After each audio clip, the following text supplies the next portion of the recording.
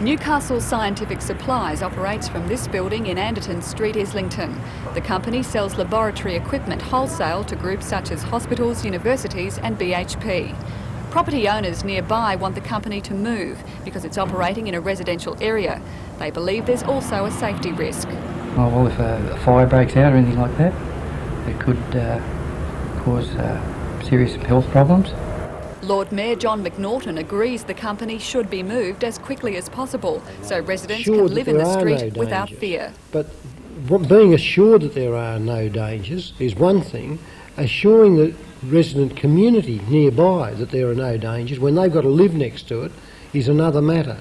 And the fact of the matter is that the owners of that plant have not been able to satisfy the residents who live nearby that it is safe. And they haven't satisfied me that it's safe. But Company Director Greg Seddon says every local, state and federal government regulation has been observed. The company has invested considerable funds to meet these regulations. For example, the hazardous material is stored in a specially constructed concrete room fitted with a fireproof door. It's been 3 years since conditional approval was granted to the company by the then Administrator Colin Saunders. This was for a 12-month period. Another 2 years has since lapsed.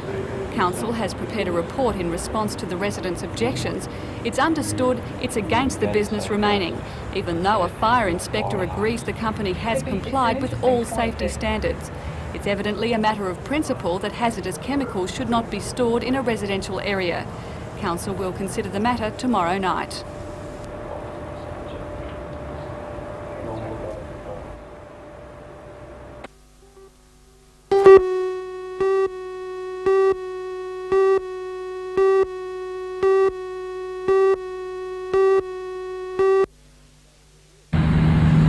Discounting the war years, the tournament has been played annually since 1930, making it one of the oldest country championships in Australia. Numbers this year were slightly down, organisers blaming last month's rain, which closed many golf courses in the region. Nevertheless, 310 women from 25 clubs took to the fairways for 2 rounds of 18 holes. Yesterday's round was played at the Steelworks course. The best score of 78, 6 over par, was equalled by Gail Gannon of Waratah playing off a handicap of 2 and Carolyn Pawley of Merewether playing off 4. They were closely trailed by Louise Brock, who came in 3 strokes behind, setting the stage for a close game today. But players had more to battle than each other at Merewether Golf Course. By midday, the early morning breeze had become a 20-knot wind, sending many a long drive off course and drying out and speeding up greens, making putting difficult. Gannon handled the trying conditions the best, eventually coming home in 78 and securing the championship. Pawley was unable to maintain her first day form. She dropped 3 strokes on the last night, finishing second with 83. After a disastrous first hole, Louise Brock dropped out of contention and Louise Mounser of Waratah took out 3rd place with 85. The competition continues tomorrow with a Ladies Pairs Championship at Toronto Country Club, followed by a mixed tournament at Newcastle on Sunday.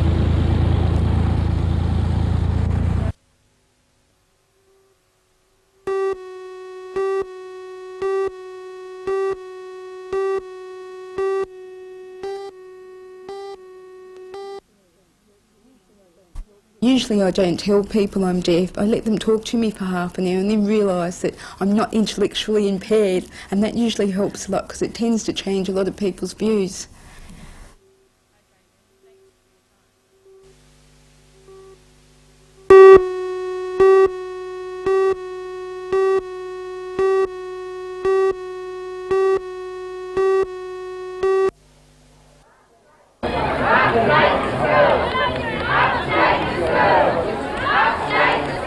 Late last year, the Kanwal Public School stole the limelight when it was awarded the Education Department Director-General's Award for Excellence in the field of community participation. Today, things were a little different. Students looked on as approximately 300 of their parents angrily condemned conditions at the school, describing them as inadequate and overcrowded. They felt their point was illustrated when a burst of rain forced the crowd into the school hall. The existing facility only accommodates 150 students, but parents say in a school with more than 700 children, that's not good enough. How are the children supposed to give their best if their parents have got to stand outside and their children are hoping that their parents can see through the curtains? A new hall is one of the parents' demands. They're also seeking more classrooms. At the moment, 2 classes of different years with separate teachers share a classroom. And this is the staff room. Audio-visual equipment is housed here and used by classes on a roster basis. These plans for the school show the intention to build the school in 5 stages. The first 3 stages were opened in 1974, with the next 2 to be completed shortly after. That still hasn't happened. Principal Ralph Bryant says although there are obstacles to resuming land for the last 2 stages, it is possible to complete the project without the extra land. He is embarrassed about today's parent protest. I'm quite frightened and disturbed by it. I find it quite alien to my nature, but I can still see that in terms of negotiation, this is the only way that the P&C can find to be effective. Do you think, is this sort of thing unusual for a school to do? To my knowledge, this is the first time in the state that a Parents and Citizens Association, that a school community has become industrial. Parents have voted to withdraw their children from Kanwal next Wednesday and send them to the Gorican Public School for the day. They also want a permanent library at the school, improved sick bay facilities and a new administration block. At the moment we have classes of different years sharing the same room. We have classes that were condemned by the Department of Education in 1986 because of size, still having to be used because we simply have nowhere else to put the children. Do you think you're alone, or are there many other schools like this as well? I'm sure there are many other schools. We've put up with it for 14 years and have suddenly come to the realisation that asking politely and nicely is completely useless. The department has ignored us and we've had to resort to these means. The Education Department says there are no plans for immediate extensions at Kanwal. Meanwhile, Lake Munmora public school parents also contacted NBN today to voice complaints. They say many of the Lake Munmora school's 9 demountable buildings leak. One so badly, a tarpaulin has been placed over it. They say mould is growing on carpets and believe this is aggravating problems with asthma. They also say there are inadequate toilets and insufficient outside facilities for the children.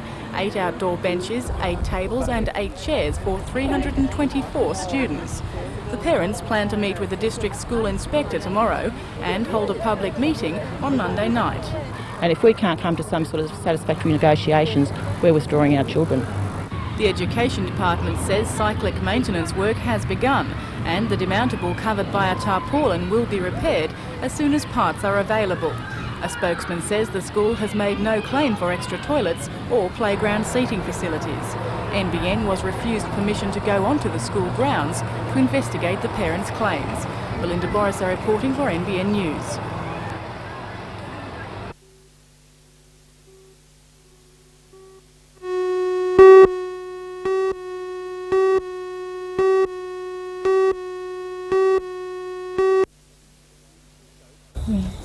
Goats are becoming an important part of Australia's rural economy. For years, some breeds have been kept for their milk. However, it is their long-haired cousins who are now making a dramatic impact. Angora and Cashmere goats are shorn for their fine locks, a kilo of hair fetching up to $22. And the lure of the golden hair is growing. In the few years that Australia has been breeding goats, exports of their hair have risen to more than 500 tonnes. The Hunter region is now a significant contributor to that figure. In 12 years, the number of Angora breeders in the area has jumped to more than 140, while Cashmere owners number around 40. President of the regional branch of the Angora Mohair Breeders of Australasia, Colin O'Brien, says the Hunter has the chance to make its name as a stud location. The potential for thousands of acres in the Hunter obviously isn't as great as, say, out west or in Western Australia. And there's a different emphasis, probably more on selective breeding and studs in the smaller areas, whereas the bigger areas are the commercial fibre production. But there's a place for all of them, I think. However, the industry is still in its infancy and growers admit they have much to learn. Seminars are a part of that process. Almost 100 breeders made the trip to Tokal last Friday to listen to advice from some of the best. They heard from experts in the fields of reproduction, fibre production, grazing management and nutrition. This gathering followed a national conference on goat breeding in Sydney. The conferences are run every 2 years by the Australian Society of Animal Production, bringing together some of the leading names in agriculture. One of these is goat breeding expert Bruce McGregor. He says their consumption of weeds and thistles make goats an ideal addition to almost any property. We generally have a feeling that some goats on a big property could be advantageous, you know, because of these other benefits. And I don't think anyone's saying properties should go all goats. I think that goats can be integrated onto big properties, and you know, small numbers would be very useful for certain aspects. Well, your area of expertise is, of course, grazing. Can you give any advice to hunter breeders? Yes, well, experiments that I've been doing have shown two fairly important principles which would apply to goats in this area. And the first one relates to grazing intensity, and once the stocking rates are increased to a high level, it's goats that lose out in competition with sheep and cattle. We have found complementary benefits at certain grazing intensities, but if we increase the grazing above what's the recommended stocking rate, then it's actually the goats who suffer. And one of the important things in which they do suffer is having very high levels of internal parasitism. And so it's certainly something that people need to be aware of. Goats offer potential, they're productive, but if you increase their grazing intensity too much, they'll be outcompeted by other stock, and they'll have very heavy levels of internal parasitism.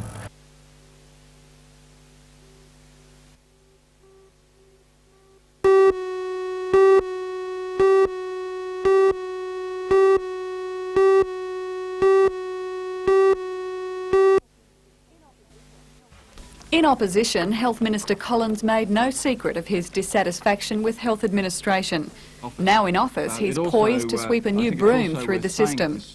D-Day is the 1st of June. Under attack are 13 of the state's 23 area health boards. 5 are in the Hunter. The Greater Newcastle, Lower Hunter, Cessnock or Northumberland and Upper Hunter area health boards are expected to be disbanded, along with the Manning Valley Board. Boundaries are tipped to change, and 1, possibly 2 new boards will service the entire Hunter region. Lower Hunter Chairman Ken Guy says he'll resign at a meeting tonight in protest at the government's lack of consultation. Well, I am most certainly doing that because I feel very hurt that I've contributed quite a lot, and I think our area board has been going extremely well, that the Minister couldn't send somebody up at least to speak to the Chairman so he'd be able to report back to the boards, but at the moment we're just hearing things from outside, reading them in newspapers, and I don't think that's the right way to go about anything. Only 2 of the 16 positions on the board are salaried. By dumping the existing boards and at the same time demanding a high degree of management expertise, Ken Guy says new appointees may be hard to find. And if this is the attitude that the government's going to take on these, I think they'll find it be very, very hard to get business people to go onto the boards. A number of administrative jobs throughout the state are also expected to get the axe. 25% of health service and Department of Health jobs are earmarked to go, the Minister's office says, through natural attrition. Waiting lists and waiting time.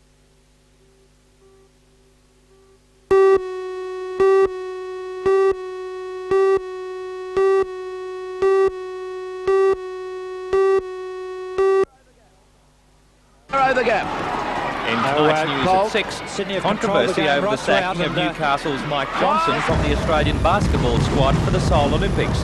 We'll talk to Johnson as well as Falcons coach Ken Cole. For all the news, join us tonight I'm very at happy. 6.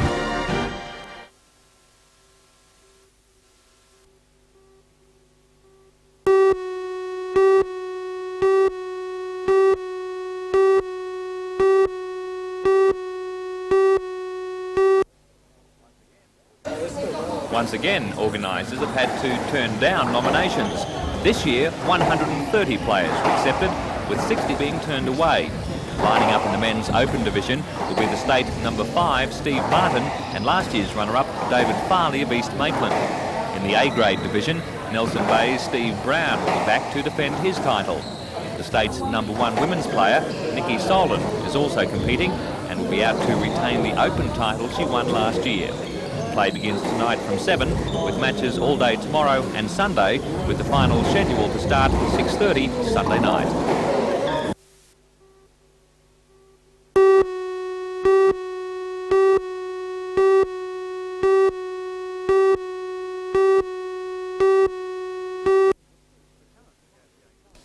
The current negotiations are crucial to the survival of coal mining in the Newcastle area. 5 collieries are threatened because BHP and the unions cannot agree on future manning of West Wallsend No. 2. BHP insists on its present employees transferring from the Pacific and Stockton borehole collieries. The unions want cavilled out miners to return to the pit. Apparently, progress was made on a compromise at talks this week, and that compromise was endorsed at today's rank and file gathering. This gives the go-ahead for further discussions to take place between the company and unions on Monday. Not even then will the discussions be disclosed, as the rank and file will have to be consulted again, and possibly other parties such as the federal government will have to give approval.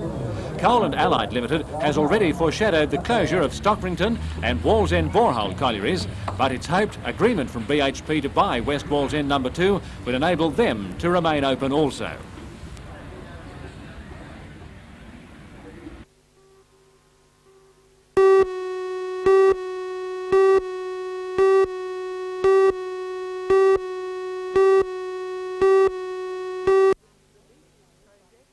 The Beaches project is being jointly funded by the State Bicentennial Authority and the Lake Macquarie City Council and involves areas surrounding the Caves, Crads and Hams beaches. It follows a survey which determined what people wanted at beaches and what would improve visits for them. The physiology of the area and existing vegetation were also investigated. Surfers are just one group expected to benefit from work planned at Hams Beach. There it's hoped a 140-space car park will be established, along with toilet facilities, unloading areas and new paths in reformed dunes. There are also plans to develop a wetlands and parkland area behind the beach. It's also planned to improve access to Caves Beach and provide an improved car park and family picnic area there. At Crabs Beach, bitu bushes will be removed and dune grasses and shrubs will be planted to stabilise dunes. Paths will also be relocated. It's believed the work is greatly needed. I'd say it's one of the most degraded areas that we've got in terms of coastal situations. It's suffering problems of urban runoff, gully erosion, a major infestation of bitu bush, which is severely impacting the way the area is being used. Concept plans will be on display at the Lake Macquarie Council offices and at the Swansea and Belmont libraries from Tuesday. Public comment is invited. It's hoped work will begin in mid-July for completion in about 12 months.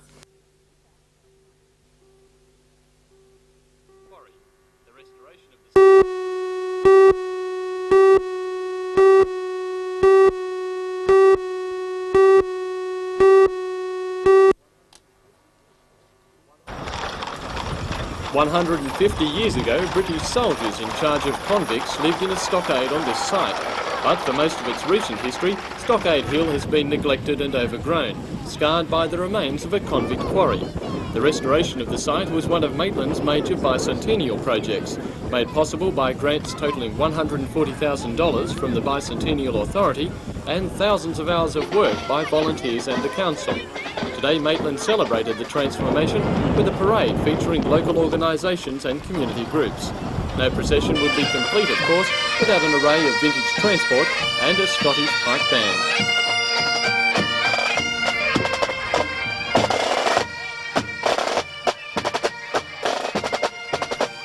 In recognition of the park's history, many arrived in colonial dress, although some took the pretence further than others. Stockade Hill has the dubious honour of allegedly being the site of the first convict hanging in Australia. Thankfully, historical accuracy was allowed to slip for today's reenactment. After the parade, the SES and Fire Brigade became the first to make official use of the area with a mock rescue, much to the delight of the crowds.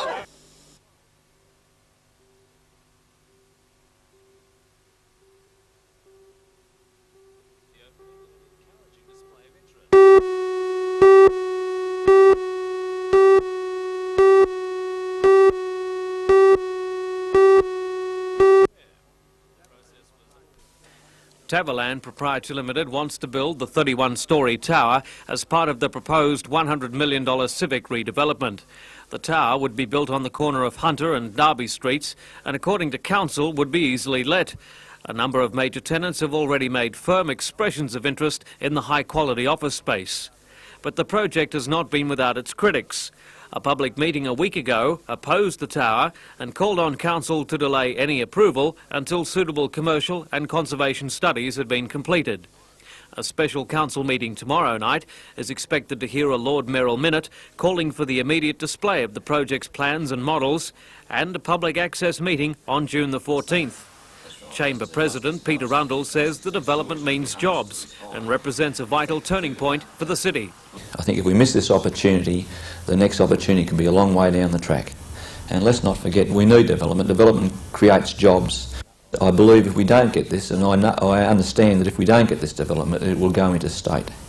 The major tenant of this development will go into state, and I think it's very important for Newcastle's future as a service area that we do get the development.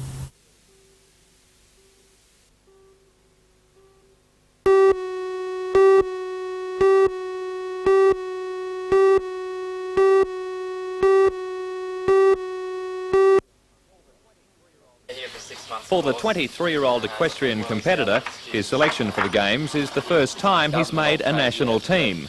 Matt spends almost all his time riding. When he's not training, he's a full-time instructor at the New South Wales Equestrian Centre at Lochinvar. In Seoul, he will compete in the 3-day event. It involves competing in dressage, endurance and show jumping disciplines on different days. Going along to the Games will be his 2 horses, Ben and Southland, which were both bred on his parents' stud at Black Hill near Minmai. Matt won't be hard to recognise in Seoul, as he'll be the only competitor riding a first cross Andalusian. Most of the top horses tend to be thoroughbreds, and my horses are thoroughbred crosses with the Andalusian. It was done for a very particular reason. My parents bred the horses because they thought it'd make a very good competition horse. Now, at this stage I haven't had anything else but these first cross Andalusians, and they seem to be doing pretty well, so hopefully they'll do well internationally as well. Sounds like you're a bit of a trendsetter in the world of 3-day eventing. I don't know about a trendsetter, but there are a lot of people who probably wouldn't think Andalusians would make eventing, and yeah, I'm proving them wrong. What do? You work on horses and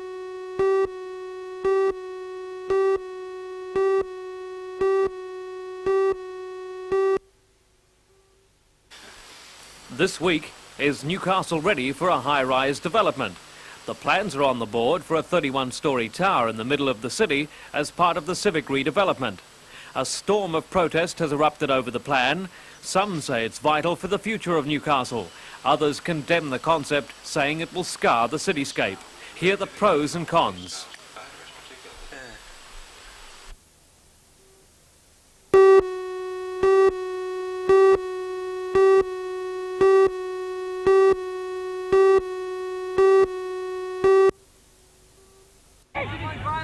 Newcastle Australs have been playing good football lately after a poor start to the competition.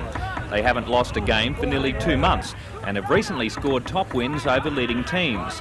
2 weeks ago at Austral Park, they downed Rockdale 1-0, and last week in Sydney beat Polonia 2-1. Newcastle is sitting midfield on the premiership table on exactly the same points as Canterbury. In their first round encounter, Australs beat Canterbury 4-1. Coach Willie Gallagher says it's an important game for Newcastle if they want to make the semi-finals. We can't really afford to drop any points now because this team are on the same points as us. We've got a better goal difference, but it's pretty well bunched, around about 13, 14 points for teams vying possibly for the 4th spot. I would say at this stage, Melita and Blacktown are certs. And at this stage, Melita look the team that's going to take it out. But then again, they're about 9 or 10 games to go, so it's a long way to go yet, you know. OK then, that'll do. All right. Sorry. That's all right.